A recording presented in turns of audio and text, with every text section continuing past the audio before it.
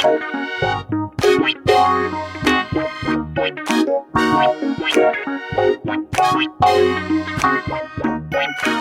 everyone. John and I are pleased to have you here on Einstein's Eyes. I'm your co-host, Carl Rosen, oculoplastics neuro-ophthalmologist in Anchorage, Alaska for 31 years. I'm with my co-host, friend, and former resident at Albert Einstein College of Medicine, Jon Ditkoff. John? Hello, everybody. I'm coming to you from northern New Jersey. Carl's in Anchorage, Alaska. We met over 30 years ago at Albert Einstein, where we did our ophthalmology training, hence Einstein's Eyes.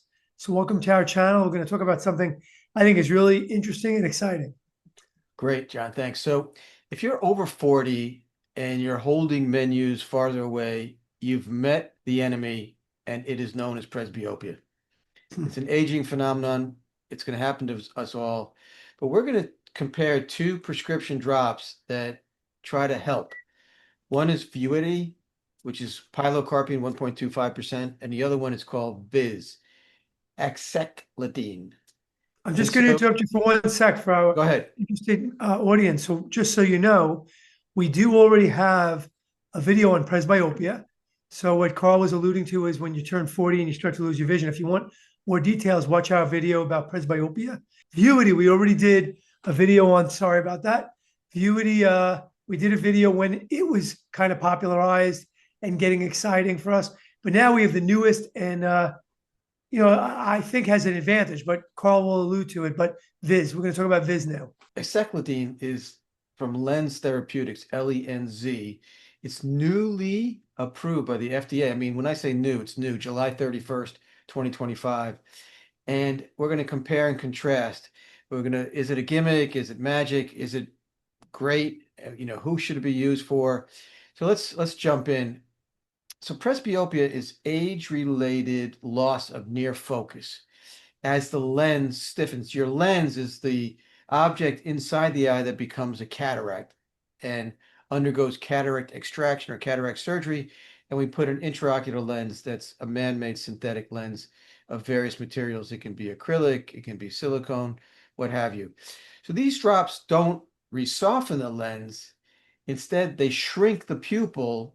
It's called miosis, M-I-O-S-I-S, to increase depth of focus, which is an optics issue. And it's like stopping down a camera aperture. Vuity is pilocarpine 1.25%. And pilocarpine's been around for a long time. We use it in the 60s and 70s. We use it for glaucoma because it lowers intraocular pressure, or pressure that affects glaucoma advancement. And it is a muscarinic agonist.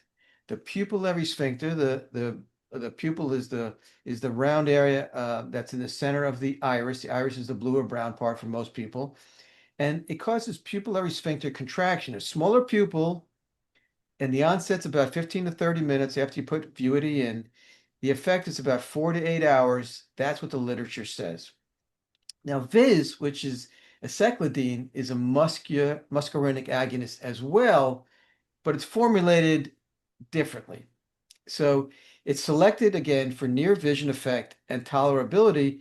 FDA approved recently, July 31st, 2025, for presbyopia once daily with data up to 10 hours of benefit. So it lasts longer than Vuity. But Vuity has it's been around longer, and the side effect profile is well understood. Approval for Vuity was 2021 for presbyopia.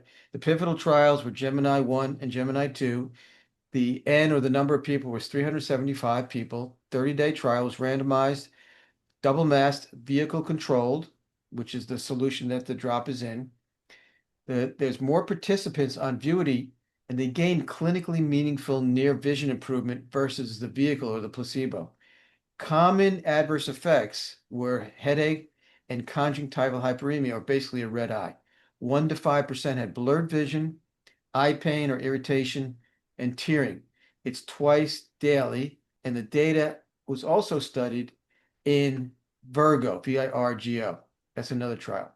The duration, clinical literature generally reports 4 to 8 hours of miosis, or the pupil is contracted, for a functional effect. John, any words on Vuity? So yeah, I mean, this is great data, and So this is the excitement. You guys out there have seen on Facebook, on the internet, there's a new drug to get rid of your glasses. And that's the one we're going to be talking about in a moment, Viz. Vuity's been around. Vuity has been around for a while, and I've been prescribing it to my patients. The main issue with Vuity that Carl was alluding to is it really is non-selective. So it does make the pupil small, but it also contracts the ciliary body, ciliary muscle. So the problem with that is that's what causes the headache. But that also puts you at a much higher risk, shouldn't say much, higher risk of retinal detachment. So for me in my practice, I really wasn't prescribing it very often because I'd have a young, healthy person, nearsighted person or something, and they want to get rid of their reading glasses. I was a little bit gun shy about the fact that it could cause a retinal detachment. So that's the ciliary body that does that. That's the big risk of, but this new drug, Vizz, is selective. So Carl's going to talk about the mechanism, but what it does is it makes the pupil small, but it doesn't mess with the ciliary body. They didn't even know if that would help, but it gives you an effect because when the pupil gets small, it gives you this aperture effect, almost like a pinhole effect that Carl can talk about. And that is improving. So people are really liking it. They're using it. It lasts 10 hours. And the cool thing is it doesn't mess with the ciliary muscle. So although, yes, there's probably even a small risk of a retinal issue with this one, so you have to consider that and talk to your doctor, it's dramatically lower than the pilocarpine or the Vuity. Pilocarpine, that used to make us nervous years ago as glaucoma specialists. We used to take care of patients, prescribe glaucoma drugs, and then we knew there was a small risk of them developing a retinal problem. Theoretically, with this new drug, Vizz, it really goes down much more. I mean, it's still a small risk, but it's dramatically lower. So, Carl, you'll talk about the mechanism of action with Vizz, but it's really kind of cool. Yeah, thanks, John. So I also wanted to mention that, pilocarpine or Vuity can also cause transient dim vision, especially in low light. So you want to watch that. If you're night driving, oh yeah, I don't know if I would night drive after I took a dose of Vuity. Might be a bad idea. We'll cover that in a minute. So Vizz or aceclidine from Lens Therapeutics, as I mentioned, again, approval July 31st, 2025, FDA approved aceclidine for presbyopia. They think it'll be ready for patients by January. That's what I've been hearing. Okay. The company and the trade media report onset in 30 minutes, up to 10 hours. This was a phase 3 trial that they figured out how long it lasts. Many patients reached a 3-line near vision gain at early times. And the most adverse events were mild and transient dim vision, headache, eye irritation. So again, the dim light is true because your pupil is smaller, so it lets less light in. Now that also has to do with the pinhole effect, which, you go to see the ophthalmologist or optometrist, they give you a pinhole to look through and you say, wow, I can see so much better. That's your maximum refractive capability because it collimates the light that comes in and reduces scatter. So you get the best sharpness. It focuses the light rays on your cones in the back of your eye in something called the macular area where you have the greatest possible acuity, and it reduces, scattering effect and diffraction, etc. So that's the maximum acuity that you can get through this thing called pinhole effect, which is really the mechanism of Vuity and Vizz. Now, I do want to just mention that there are other presbyopia drops that exist or are emerging. There's something called Qlosi, which is 0.4% pilocarpine. This was launched in 2025. Investigational, there's other investigational drugs coming around called Brimacol, PF. It's carbachol and brimonidine. This is showing positive effects in phase 3 top line data. They're pursuing filing. But as I mentioned, today we're going to focus on Vuity and Vizz. Here's the Vuity drop from Allergan. As I mentioned, the 1.25%. Here is the Vizz. It comes in throwaway droplet packs from Lens Therapeutics. The pros and cons. The pros are it's not surgical. You don't have to have cataract surgery for near vision issues. It's on demand. It's a relief for near vision, for reading, for menus, for looking at a phone. So if you go out to dinner, you might want to take a drop, even, while you're waiting to be seated, and you can see your menu, which is real nice. If you're reading in bed, it might be drop to put in so that you can see.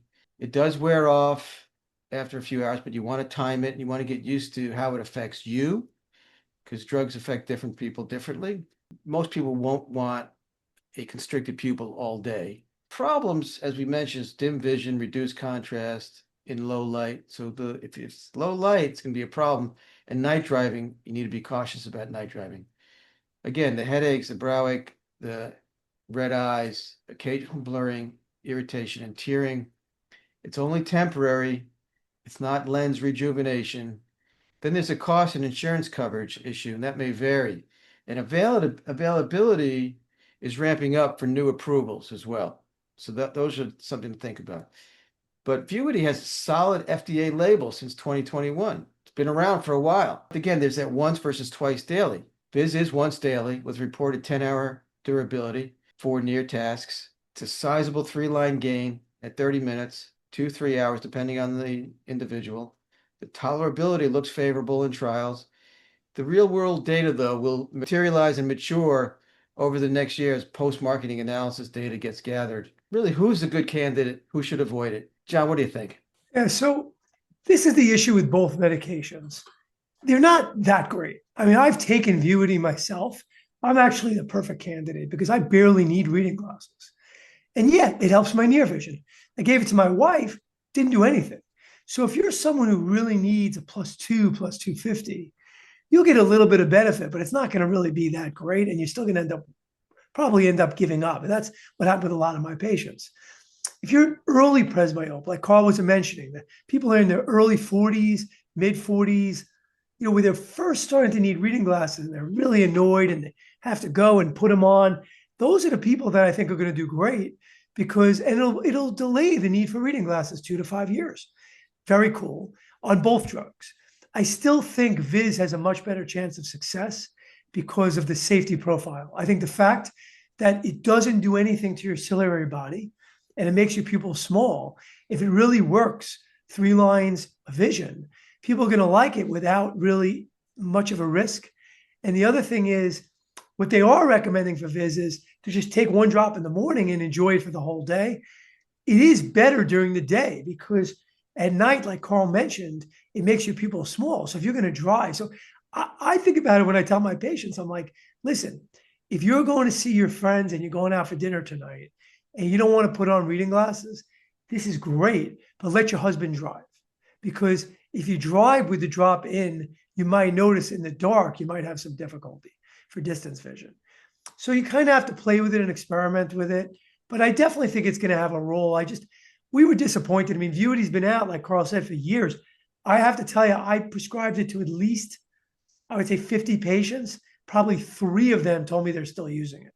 Most of them tried it, and either because it was, you mentioned cost, it's about minimum of $600 a year to use it regularly. If you use it occasionally, yeah, then it's not too expensive.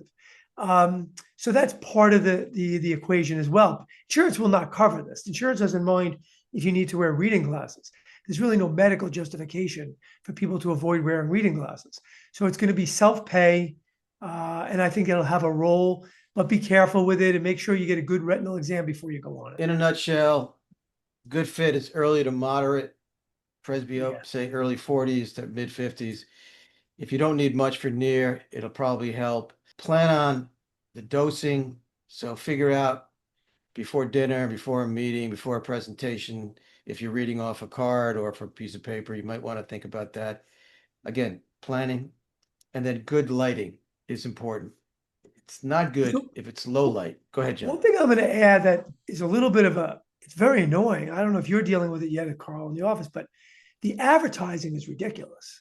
So I've had patients already come in and say to me, I was thinking of LASIK, but I heard there's this new drop that I can throw away my glasses. And I look at them, I say, this is just advertising that's going to drive me nuts as well as my patients. Yeah. It's only for early near vision loss. That's it. Distance vision, this doesn't help at all. Yeah.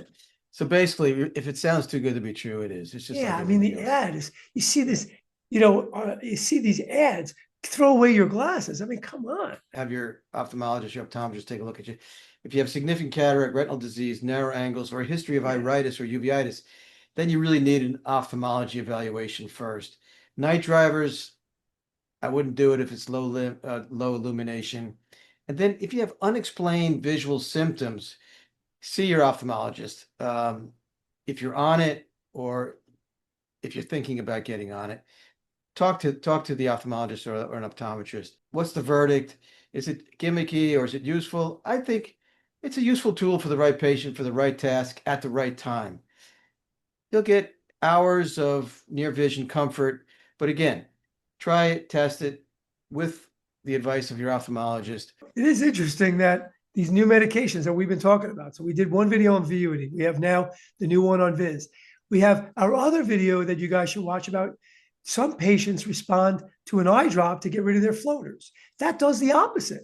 It dilates their eye. Right. So those people have worse near vision, but they have less floaters. Right. So it's kind of exciting Right. times, but I mean, Right. drug manufacturers just looking for an Mix angle. and match, guys. Mix and match. Look for an angle. That's medicine. It's always a trade-off, compromise, but we're here to help. Thank you for being here. If you found value, please like and subscribe, and we will see you on the next one. Good seeing you, Jon. Good seeing